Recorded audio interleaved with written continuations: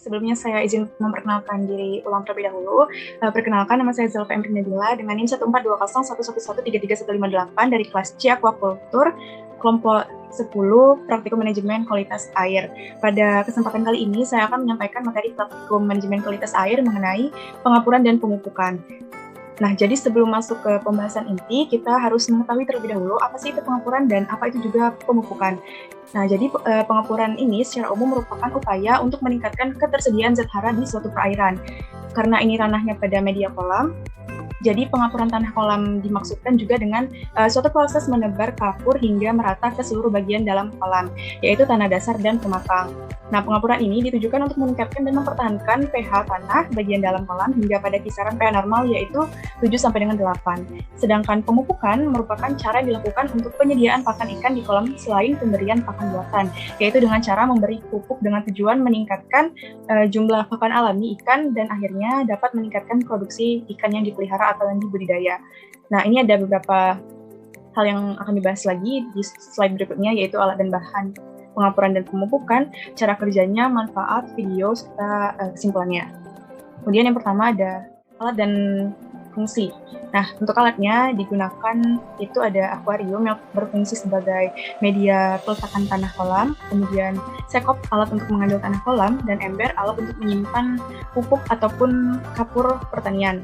Berikutnya ada bahan, yaitu ada TSP sebagai bahan dalam pemupukan, kemudian ada tanah kolam sebagai bahan utama dalam proses pengapuran dan pemupukan, kemudian CaCO3 atau kapur pertanian, ini bahan utama dalam proses pengapuran, dan urea bahan dalam proses pemupukan.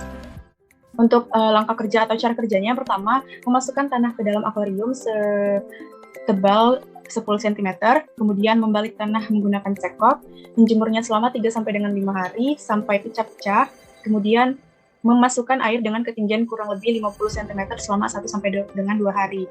Kemudian mengeluarkan air selama 1 hari, dilanjutkan dengan mengeringkannya selama 1-2 hari, dan mengukur pH tanahnya. Nah, yang keenam, itu memberikan kapur CaCO3 atau kapur pertanian sebanyak 1,5 ton per hektar. Yang ketujuh, mengeringkannya selama 2-3 hari, kemudian dipadamkan. Nah, dilanjutkan dengan memberikan lapisan kulit kerang dan pasir putih setebal 1 cm, kemudian mengisinya dengan air setinggi 20 cm. Lalu menambahkan pupuk urea sebanyak 50-75 kg per hektar dan TSP sebanyak 25-30 kg per hektar. Yang dilanjutkan dengan menyebarkannya secara merata di seluruh tanah. Kemudian yang ke-10, yaitu melakukan pemupukan ini setiap 2 minggu sekali, lalu memberikan saponin sebanyak 50 kg per hektar atau 7 ppm selama 5-7 hari, dan terakhir itu menambahkan air sampai dengan ketinggian 11,2 meter.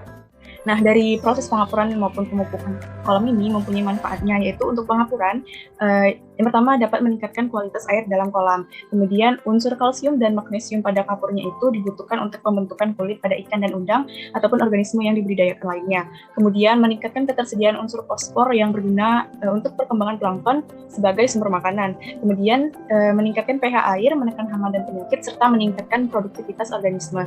Nah, untuk pemupukan ini berfungsi dalam meningkatkan kesuburan kolam, penumbuhan tipe plankton dan zooplankton dalam kolam, lalu menciptakan suhu dan pH yang konstan dengan indikasi perubahan warnanya, yaitu air menjadi hijau cerah, dan berfungsi dalam menciptakan keseimbangan ekosistem sebagai penyediaan pakan alami untuk starter atau decomposer. Nah, ini berikut merupakan video dari proses pengapuran dan pemupukan pada kolam. Selamat menyaksikan.